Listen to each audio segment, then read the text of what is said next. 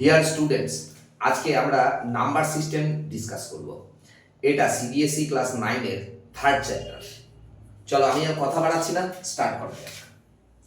দেখো 1 2 3 4 এই যে নাম্বারগুলো, এই নাম্বারগুলোকে আমরা কি বলি এটা নিশ্চয়ই তোমরা সবাই জানো।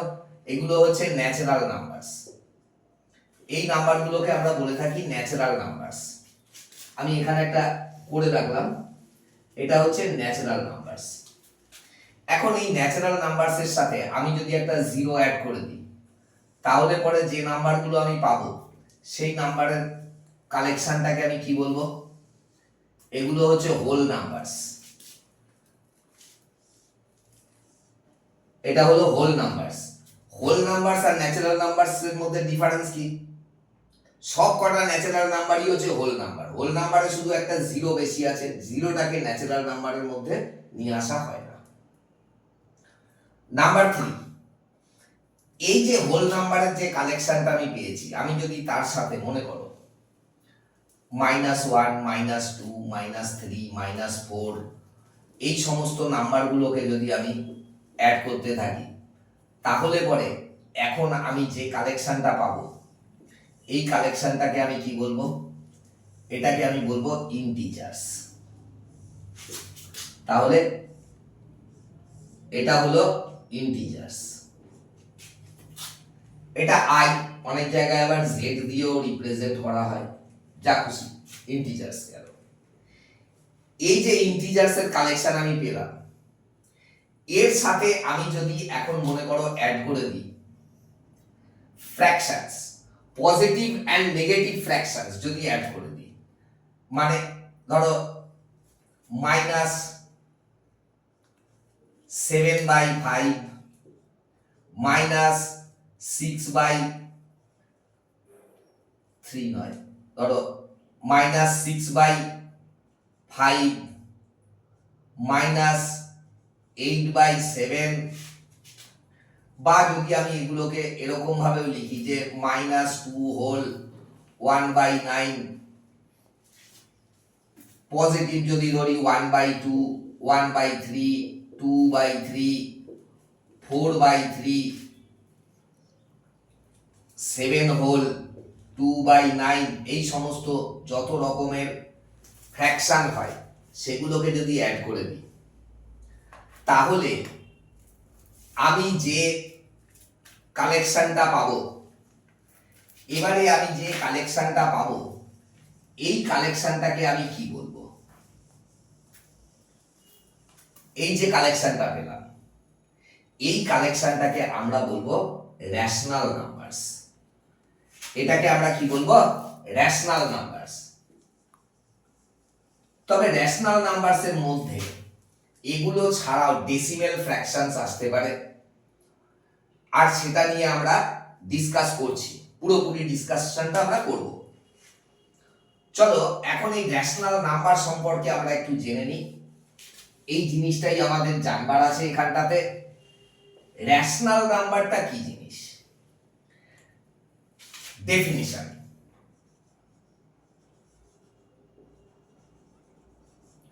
Rational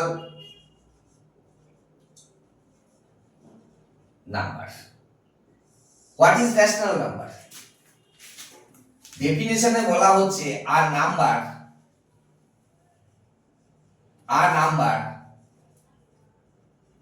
that can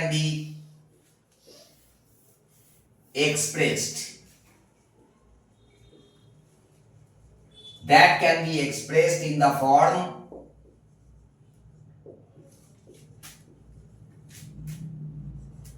p by q.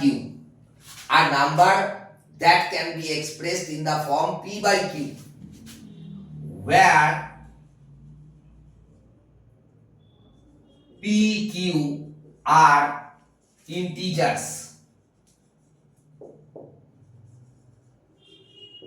and q not equals to 0 is called a rational number. A rational number. এইটাই হচ্ছে রেশনাল নাম্বারের ডেফিনিশন। অনেক জায়গায় আবার দেখবে যে বলা হচ্ছে যে P and Q are coprimes. কোনো বলবার দরকার নেই, পি কিউ কো প্রাইমস না হলেও সেটা রেশনাল নাম্বার থাকবে। আমরা সে সমস্ত আলোচনায় আসবো, আপাতত এই জিনিসটুকু বোঝো। মানে কি হলো?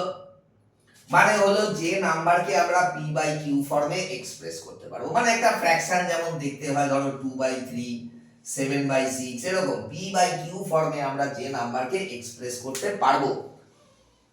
এখানে কি বলছে যে পিটা একটা ইন্টিজার হবে, কিউটাও আর একটা ইন্টিজার হবে, কিন্তু কিউ ইন্টিজার হলেও কিউ কিন্তু নট ইকুয়ালস টু 0 হবে। তাহলেই ওই নাম্বারটা রেশনাল নাম্বার হয়ে যাবে।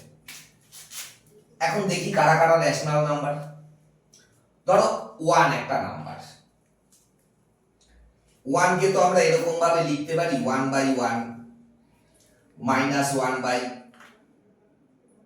-1 by -1, 2/2 -2 by -2, 3/3 -3 by -3, and so on so on. দেখো আমি এদেরকে 1 কে আমি p বাই q ফর্মে এক্সপ্রেস করেছি সবকটাকে, নিউমারেটর গুলো সব p, ডেনোমিনেটর গুলো সব q, তাহলে একে অনেক রকম ভাবে p বাই q ফর্মে আমি এক্সপ্রেস করতে পারি। আর এখানে q টা 0 নেই, তাহলে পরে 1 কে আমরা বলতে পারি যে 1 একটা রেশনাল নাম্বার, তাই তো? সিমিলারলি দেখো 2 কে আমরা কি লিখতে পারি? 2 মানে হচ্ছে 2/1 হতে পারে, -2 বাই -1 হতে পারে, -4 বাই -2 হতে পারে, 4/2 হতে পারে, 6/3 হতে পারে, -6 বাই -3 হতে পারে, and so on so on. দেখো এখানটা তো 2 কেও কিন্তু আমি এরকম ভাবে p বাই q ফর্মে এক্সপ্রেস করতে পেরেছি। তাহলে 2 ও একটা রেশনাল নাম্বার। একই রকম ভাবে আমি 3 কেও দেখিয়ে দিতে পারবো, 4 কেও দেখিয়ে দিতে পারবো, 5 কেও দেখিয়ে দিতে পারবো, যাই আসুক না কেন দেখিয়ে দিতে পারবো। তার মানে কি হলো? যে সমস্ত ন্যাচারাল নাম্বার এরা কিন্তু রেশনাল। আমরা একটা পয়েন্ট পেলাম এখানটাতে, এটা মাথায় রাখবে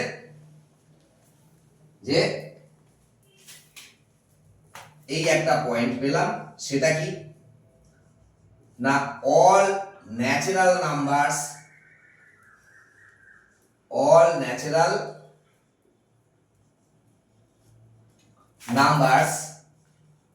are rational। হলো? এরপরে দেখছি স্যার জিরোটা কি হবে। দেখো 0 ইকুয়ালস টু আমরা এরকম লিখতে পারি 0/1, 0/-1, 0/2, 0/-2, 0/3, 0/-3, and so on চলতে পারে।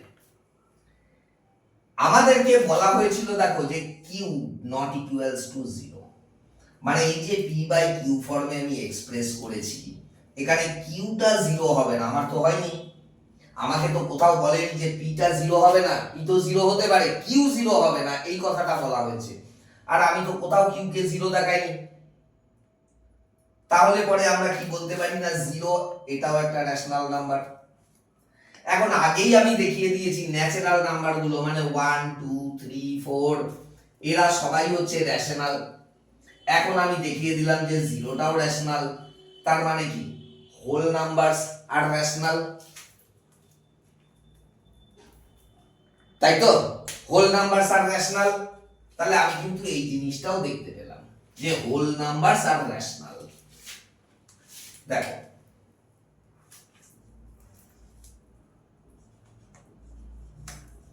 whole numbers are rational। এরপরে ইন্টিজার্স। দেখো আমার তো এতটা দেখানো হয়েই গেছে, 0 1 2 3 4 এই যে পজিটিভ নাম্বারগুলো আর জিরো, এরা সবাই রেশনাল, তো আমি দেখিয়ে দিয়েছি। এখন আমি যদি দেখাতে পারি যে নেগেটিভ নাম্বারগুলো রেশনাল, মানে এই যে নাম্বারগুলো আছে ধরো -4, -3, -2, -1, এই যে নাম্বারগুলো, এই নাম্বারগুলো যদি আমি রেশনাল দেখাতে পারি, তখন আমি কি বলতে পারবো যে ইন্টিজারস আর রেশনাল, এটা বলতে পারবো তো। দেখো এবারে -4, এটাকে আমরা কি লিখতে পারি? -4/1, 4/-1, -8/2, 8/-2, -12/3, 12/-3, তাহলে চলবে তো? -4 তো রেশনাল নাম্বার হয়ে গেল। সিমিলারলি -3 এটাও হতে পারে -3/1, 3/-1, -6/2, 6/-2, -9/3, 9/-3, and so on so on. তাহলে আমি দেখতে পাচ্ছি যে নেগেটিভ নাম্বারস আর রেশনাল। তো যেই নেগেটিভ নাম্বারস গুলো রেশনাল হয়ে গেল, সঙ্গে সঙ্গে আমি কি বলতে পারবো? যে ইন্টিজারস আর রেশনাল, এটা বলতে পারবো তো। আমি সেটা লিখলাম। দেখো, ইন্টিজারস আর রেশনাল। এর পরে হচ্ছে fractions, positive fractions, negative fractions. সেটা প্রপার ফ্র্যাকশন হোক, ইমপ্রপার ফ্র্যাকশন হোক, মিক্সড ফ্র্যাকশন হোক, সবাই রেশনাল। কেন? আমি দেখাচ্ছি। দেখো, ধরো -7 হোল 2/5, এটা কি হবে? -37/5 হলো, তাহলে এটা তো রেশনাল। ধরো আমার যদি এখানে থাকে 6 হোল 3/8, এটা কত হবে? 48 + 3, 51/8, এটা তো রেশনাল হলো।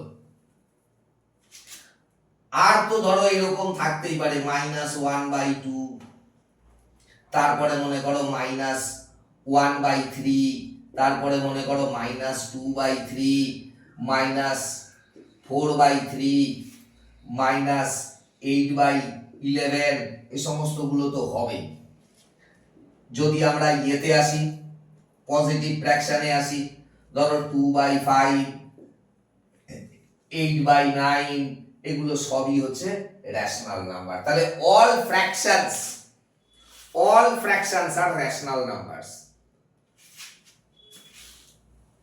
তাহলে কি হবে?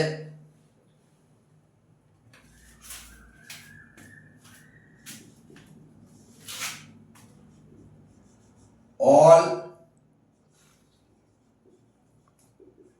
positive and negative fractions, whether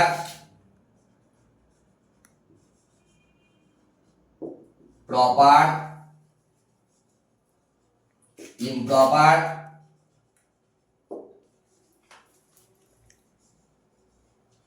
or mixed, are rational.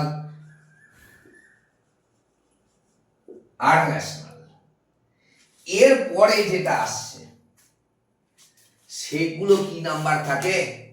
Decimal number, যেটা আমি তখন তোমাকে দেখাইনি।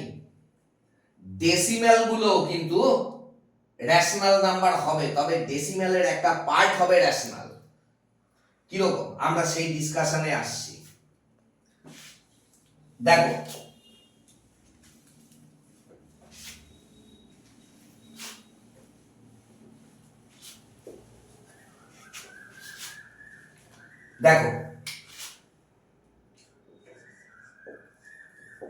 ডেসিমালস, এই ডেসিমালসকে আমরা দুটো পার্টে ডিভাইড করে থাকি, দুটো পার্টে আমরা ডিভাইড করে থাকি। একটাকে বলা হয় terminating decimals, terminating decimals. Terminating decimals মানে কি না, যার যে ডেসিমাল গুলো একটা জায়গায় গিয়ে এন্ড হয়ে যাবে, যে ডেসিমাল গুলো একটা জায়গায় গিয়ে এন্ড হয়ে যাবে, মানে সে 0.1, এটা দেখো ডেসিমালের পরে 1 প্লেস এসেছে, তারপরে এন্ড হয়ে গেছে। ধরো 0.3, এটা এসেছে ডেসিমালের পরে 1 প্লেস এসেছে, এসে এন্ড হয়ে গেছে। ধরো 0.23, এটা দেখো ডেসিমালের পরে 2 প্লেস পর্যন্ত গেছে, গিয়ে শেষ হয়ে গেছে। ধরো যদি থাকে 42.033, এ কি হয়েছে, ডেসিমালের পরে 3 প্লেস পর্যন্ত এসেছে, এসে এন্ড হয়ে গেছে। এই জাতীয় যে নাম্বারগুলো, যে ডেসিমাল নাম্বারগুলো, এগুলোকে আমরা বলছি টার্মিনেটিং ডেসিমালস। এগুলোকে আমরা কি বলছি, টার্মিনেটিং ডেসিমালস। এরা সবাই কিন্তু রেশনাল নাম্বার। যেমন দেখো 0.1, এটা মানে কি, এটা হচ্ছে 1/10, হয়ে গেল রেশনাল। 0.3, এটা মানে কি, এটা মানে হচ্ছে 3/10, হয়ে গেল রেশনাল। 0.23, এটা কি হবে, এটা হচ্ছে 23/100, হয়ে গেল রেশনাল। এটা হচ্ছে 42.033, তাহলে আমরা কি লিখবো, 42033/1000, হয়ে গেল রেশনাল। এদের সবাইকে কিন্তু এই যে যেগুলো যত টার্মিনেটিং ডেসিমালস আছে, সমস্ত টার্মিনেটিং ডেসিমালসকেই কিন্তু আমরা p/q ফর্মে এক্সপ্রেস করতে পারি, আর সেই জন্য সমস্ত টার্মিনেটিং ডেসিমালস কিন্তু রেশনাল। এছাড়াও এক ধরনের ডেসিমাল আছে, যে ডেসিমাল গুলো কি হবে না, তোমার এই যে এগুলো যেরকম এন্ড হয়ে গেছে না, এন্ড হবে না, চলতেই থাকবে, চলতেই থাকবে।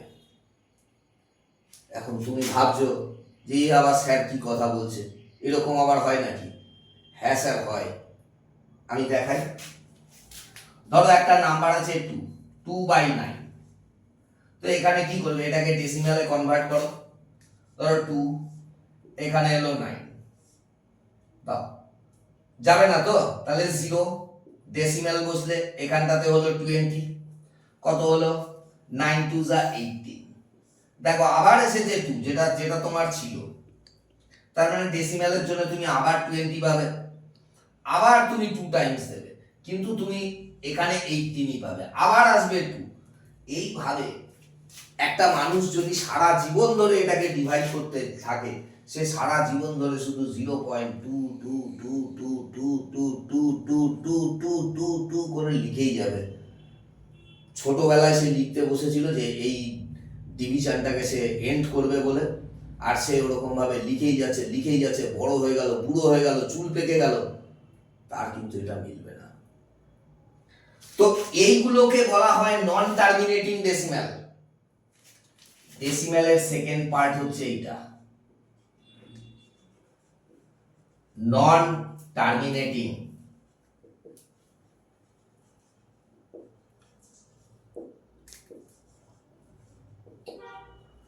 ডেসিমালস। ওকে, এই নন টার্মিনেটিং ডেসিমাল আবার দুটো পার্টে আমরা এটাকে ডিভাইড করে থাকি। কি কি? একটা হচ্ছে